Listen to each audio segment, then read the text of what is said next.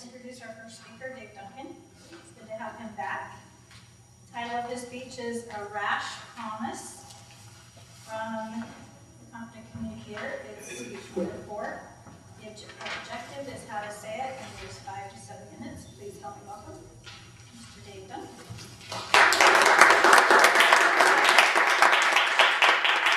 I'm not having fast and have time to get nervous yet. Okay. I was looking in here to see how I could write in the word of the day into my talk. I didn't get a chance to, so I'll have to wing it. When I turned 18, I was excited to take a new job at a pool service company.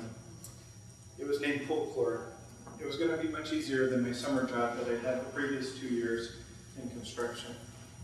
Rather than liquid or solid chlorine, that you guys are probably all familiar with, at Folklore we used chlorine gas, which was a waste product from chemical processes and industrial processes, and we would inject that chlorine gas into the pools, and it was much cheaper than using the liquid or the solid chlorine that is typically used. We hauled the chlorine gas around in cylinders, and we used a tool called a disperser, which was a small tube with about this long, had about 500 tiny pinholes drilled into it.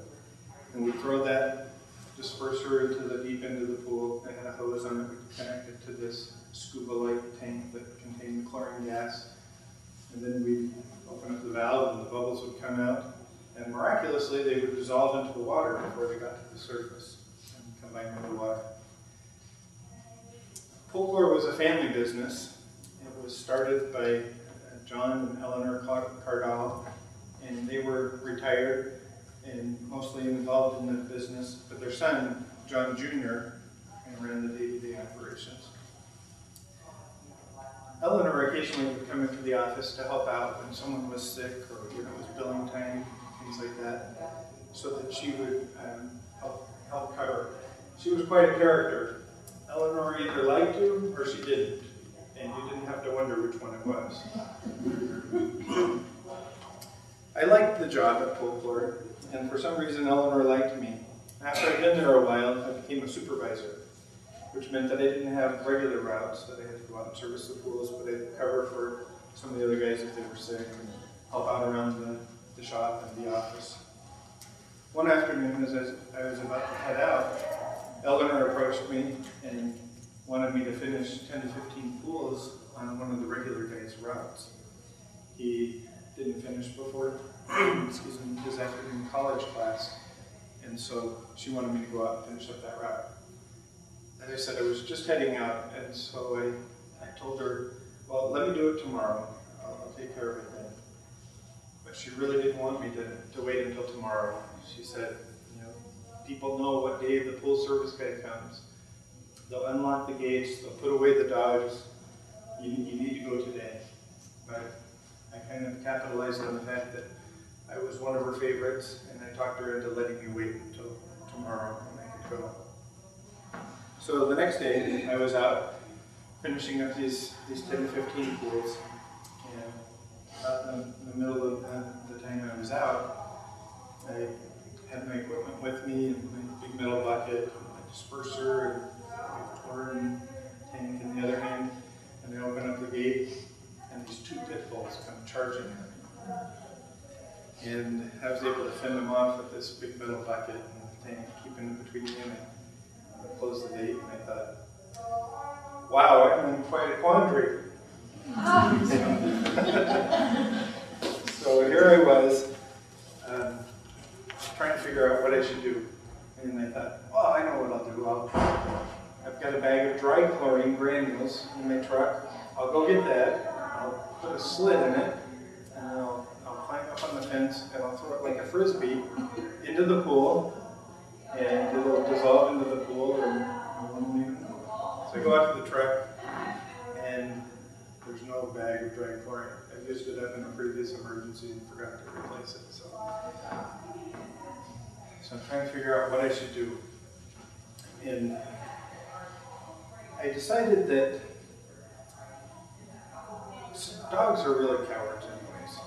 And so with my metal bucket and my chlorine tank, I could be a pretty formidable presence. And I've dealt with a lot of dogs before. If you come at them and yell, they usually they run away. They're chickens. So I girded up my loins and I grabbed my equipment and I threw open the gate. I ran at the dogs, screaming like a banshee, and they just kept coming right at me. They were going to tear me apart. It was everything I could do. I was keep fending them off at the bucket, retreating towards the gate again. I had swung it wide open and was regretting that decision. And I had that 50-pound chlorine tank, like scuba tank, and I was bashing the side of these dogs. They were just solid muscle, and they would move laterally about a foot with each blow, but they didn't even notice, it seemed like. And so finally I got the gate closed, and now I thought, what am I going to do? I had used up all my credibility with Eleanor. I had to figure out a way to service this pool. I couldn't go back and say I couldn't do it because the dogs were out, because it wasn't the regular pool day. So once before, I had made a decision that I regretted, and that was to gas my dog with the chlorine that had been out. And it had such an effect on the dog that I decided I would never do that again. And now I decided that I was going to have to renege on that promise. So I got up to the gate, I opened it up just about an inch, and I cracked open the chlorine gas, and a little bit of that green gas came out of there. And the dogs sniffed it a couple of times, and then they turned around and trotted off. And they went inside the doggy door into the house. So I ran and grabbed a pool chair that was out on the deck and jammed it into the doggy door. Serviced the pool.